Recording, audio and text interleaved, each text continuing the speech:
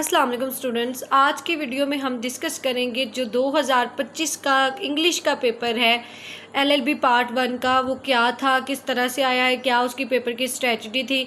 तो सारे क्वेश्चन हम आपके साथ आज की वीडियो में डिस्कस करेंगे। तो जी सबसे पहले अगर आप देखें तो इसमें जो है जी कंपलसरी जो है जी सारे क्वेश्चन उसने बताया है कि ज़रूरी हैं कि आप तमाम क्वेश्चन जो है वो पूरे करेंगे, फुलफ़िल करेंगे। और पहले क्वेश्चन में आपने जो है जी आपको 4 क्वेश्चन आएंगे, चारों के चारों जो है वो आपके अटैम्प्ट करने ज़रूरी हैं, यानी इक्वल मार्क्स क्या हैं, हर क्वेश्चन जो है वो 5 मार्क्स का होगा। अगर हम पहले क्वेश्चन की बात करें तो ये हैप्पी प्रिंस में से आपको स्टोरी आई है जिसमें उसने पूछा है कि why the Prince was called the happy Prince and how it this ironic, यानी क्यों इसको हैप्पी प्रिंस कहा जाता था, क्या इसका मकसद था। तो हम यहाँ पे इसको एलेबोरेट करते हैं। बेसिकली हमने आज इसको बताना है कि क्यों वो हैप्पी प्रिंस के नाम से जाना जाता था। इस वजह से जाना जाता था क्योंकि वो बहुत खुश था, अपनी ज़िंदगी उसने बहुत अच्छे तरीके से गुजारी थी, और जब वो फोत हो जाता है तो उसका एक स्टैचू बना दिया जाता है और वो फिर वहाँ पे अपनी राया को देखता है और उन पर अपना सब कुछ लुटा देता है, ठीक है। और अपनी जेनरसी की वजह से, सखी होने की वजह से भी बहुत ज़्यादा वो खुश होता है कि मैंने अपने लोगों की मदद की। तो सिर्फ इसमें ये नहीं बताया गया कि मतलब सिर्फ जो है ना वो कि आप समझे कि इसमें हैप्पी प्रिंस ये नहीं सिर्फ बता रहा कि मैं खुश हूँ, बल्कि वो अपनी खुशी को भी जाहिर करता है। उसके बाद सिग्नल मैन आ जाता है। फिर उसके बाद नेक्स्ट हम देखें तो इसमें उसने येलो वॉलपेपर का थीम पूछा है, होलो ऑफ थ्री हिल का थीम पूछा है। तो इस तरह के आपको पेपर में क्वेश्चन आएंगे, करैक्टर के रिलेटेड या थीम है, इस तरह से। अब हम जो आर्टिकल वाला पोर्शन है, ठीक है, उसको जो है वो डिस्कस करते हैं। ये मैं ओपन कर लूँ फिर मैं इसको बढ़ाती हूँ। अच्छा जी, ये आर्टिकल वाला पोर्शन आपको पेपर में आया था, ठीक है। इसमें 10 नंबर का ये पोर्शन था, ठीक है। 10 ही आए थे और 10 यानी इज इक्वल टू 1 मार्क्स, यानी ये हर एक जो है एक एक मार्क्स के इक्वल था।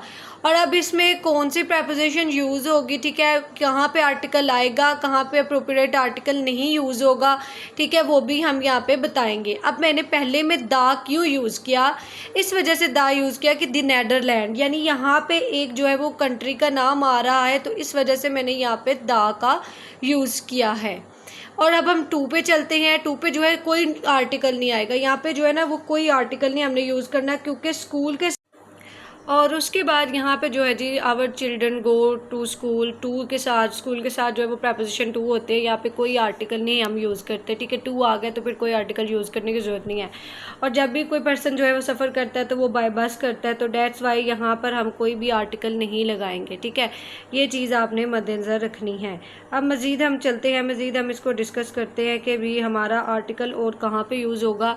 तो जी यहाँ पे जो है जी शी लाइक्स इंडियन टी, तो यहाँ पे इंडियन टी के साथ क्योंकि इंडियन टी आ गया तो यहाँ पे इसलिए स्पेसिफिक चीज़ हो गई, तो डेट्स वाई हम यहाँ पे कोई आर्टिकल यूज़ नहीं करेंगे, ठीक है। जनरली ऑल इंडियन टी होता है, तो इस वजह से हम यहाँ पे कोई भी जो है ना वो नहीं लगाएंगे।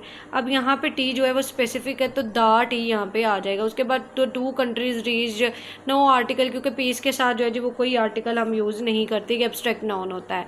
उसके बाद 5 नंबर पे वो needed dash place to live wherever we were in London, तो यहाँ पे प्लेस के साथ जो है जी ये आपने याद रखना है कि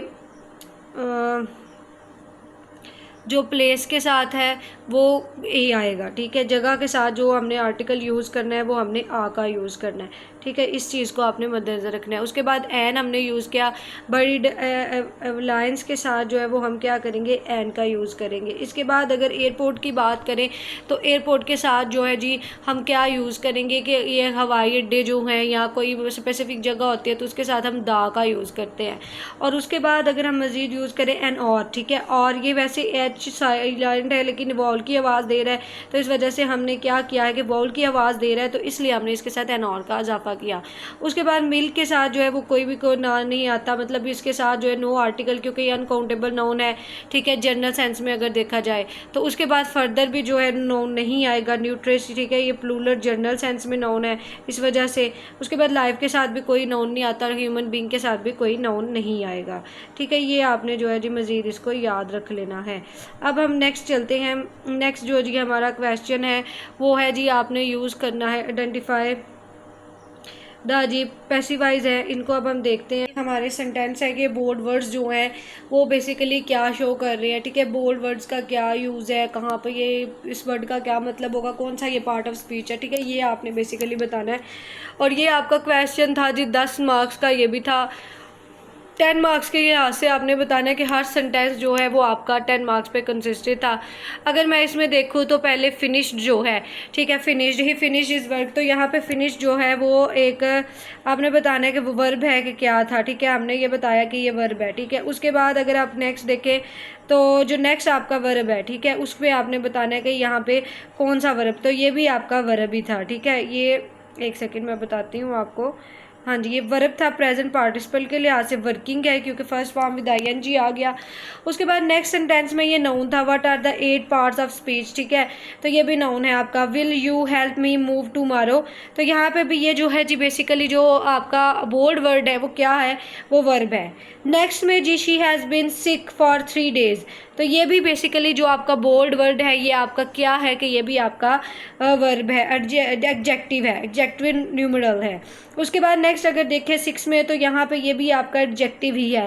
नेक्स्ट नंबर 7 पे देखें तो ये भी आपका एडजेक्टिव है, पास्ट पार्टिसिपल्स के लिहाज से है, ठीक है। उसके बाद नंबर 8 पर देखा जाए तो नंबर 1 में ये भी आपका जो है जी वो एडजेक्टिव है। नंबर 7 मैं बताती हूँ आपको, दोबारा से लिख के साथ साथ मैं बताती हूँ ताकि आप इजीली इसको याद कर सकें। नंबर 7 पे जो है Tommy Cruise and Nicole Kidman announce that they are getting separate, तो ये आपका एडजेक्टिव है, ठीक है। उसके बाद she is getting married next year, तो अब इसमें मैरिड जो है वो क्या था जी, ये आपने बताना है।